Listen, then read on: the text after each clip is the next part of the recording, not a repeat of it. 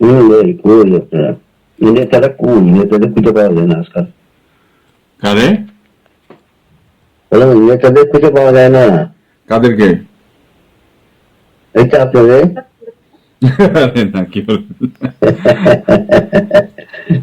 আমি এর আগে একবার কল দিয়েছিলাম আচ্ছা হয়তো আপনার না না আপনার কল এইমাত্র দেখছি আমি, হ্যাঁ এইমাত্র দেখে আমি পরে ফোন ব্যাক করলাম, বুঝতে পারছেন?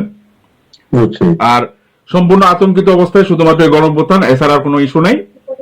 এবং সাদরে সে নিজেই ইসের পরে আত্মসমর্পণ করতে বাধ্য, এছাড়া আর কোনো রাস্তা নাই। আমি আমি যে একদম শুনছি যে সে নাকি বলছে যে আমি তো বলছি যে আমাদের যে একক সংখ্যাগরিষ্ঠ দল হিসেবে এটাতে যেতে না পারে তাহলে তোমার কাছে ক্ষমতা দামি বাকি তোমার নাকি বলছে সঠিক সঠিক নাকি এটা?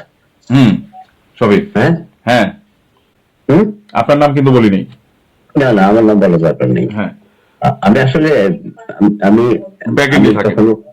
আমি ব্যাকএন্ডে থাকা সবসময় পছন্দ করি। এমনি অনেক অনেক অনুষ্ঠানে আমি সবসময় সমস্যা, আপনি ব্যাকে থেকে লিড দেওয়ার মজা আলাদা, আর সাকসেস হওয়ার পরে পরবর্তীতে ব্যাপার হচ্ছে কি যে সমস্যা নেই। আমার টার্গেট তো মানে খুব মিডিয়া মানে না, কি বলে মিডিয়াতে প্রচার হওয়া না। এগুলো ইন্টারন্যাশনালি খেলা হচ্ছে দেশের ভিতরে, হ্যাঁ অনেক কিছু আপনার বোঝানো যাবে না।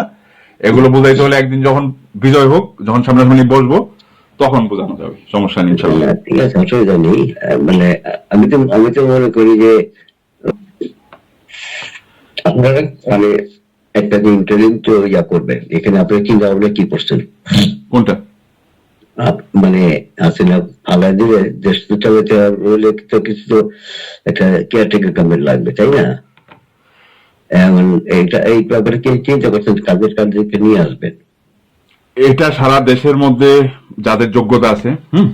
আমি আমি আমি আমি আমার মতে আমার ইয়ে হচ্ছে, আমার পার্সোনাল মতামত হচ্ছে যে সংবিধানে যখন অ্যামেন্ডমেন্ট করা হবে, হ্যাঁ এখানে সব দলের যদি পার্টিসিপেশন থাকে তাহলে কিন্তু ভবিষ্যৎ নিয়ে এটা কেউ কোনো প্রশ্ন তুলতে পারবে না। এবং জনগণের রায় যদি আসে তাহলে এটা নিয়ে কোনোদিন কোনো প্রশ্ন আসবে না। না না, মোটামুটি একটা পার্টিকে বাদ দেওয়া হবে, দলেরই এমন ব্যক্তিত্ব থাকতে হবে যেমন তাদের মধ্যে কোনো দুর্নীতি নাই।